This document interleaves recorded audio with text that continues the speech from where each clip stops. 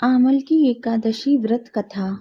आमल की एकादशी के दिन भगवान विष्णु और आंवले के वृक्ष की पूजा की जाती है।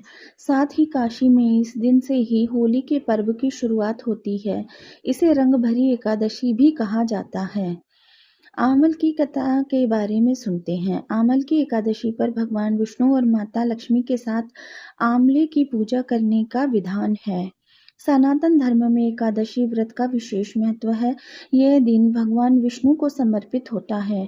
आपको बता दें कि साल में लगभग 24 एकादशी आती हैं और हर एकादशी का अपना महत्व होता है। यहाँ हम बात करने जा रहे हैं आमल की एकादशी के बारे में, जिसको आंवला एकादशी या रंग भरी एकादशी भी कहा जाता है।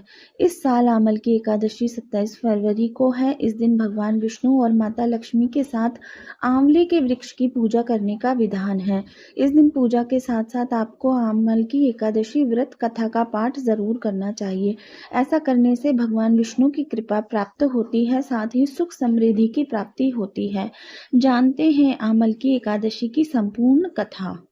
पौराणिक कथा के अनुसार वैदिक नामक नगर में एक चंद्रवंशी राजा राज्य करते थे। उनके नगर के लोग बड़े भक्त थे और एकादशी का व्रत पूरी श्रद्धा से करते थे। एक बार फागुन मास की आमल की एकादशी पर सभी लोग उपवास रखकर भगवान विष्णु की पूजा कर रहे थे। उसी दौरान एक शिकारी वहां पहुंचा जो भूखा प्यासा था। वह पूरी रात वहीं रुका और भगवान की कथा सुनने लगा। कुछ समय बाद शिकारी की मृत्यु हो गई। पाप कर्मों के कारण उसे नरक में जाना पड़ा, लेकिन आमल की एकादशी की कथा सुनने और जागरण करने के कारण उसे अगले जन्म में राजा विदुरथ के घर जन्म मिला। इस जन्म में उसका नाम वसुरथ रखा गया। एक दिन राजा वसुरथ जंगल में भटक गए और एक पेड़ के नीचे सो गए। तभी कुछ डाकुओं ने उन पर हमला कर दिया, लेकिन उनके अस्त्र शस्त्र का उन पर कोई असर नहीं हुआ।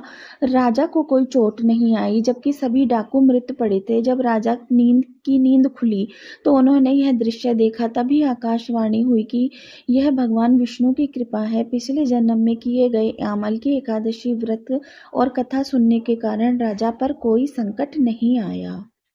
इस प्रकार से आपको आज के दिन भगवान विष्णु के निमित्त व्रत रखना चाहिए। भगवान विष्णु माँ लक्ष्मी के साथ आंवले के वृक्ष की पूजा करनी चाहिए।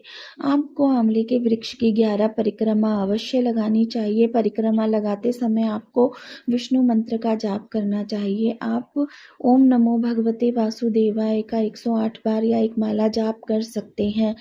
आपको व्रत का पारायण द्वादशी को करना चाहिए और पारायण के समय किसी भी ब्राह्मण या जरूरतमंद व्यक्तियों को आंवला दान अवश्य करना चाहिए।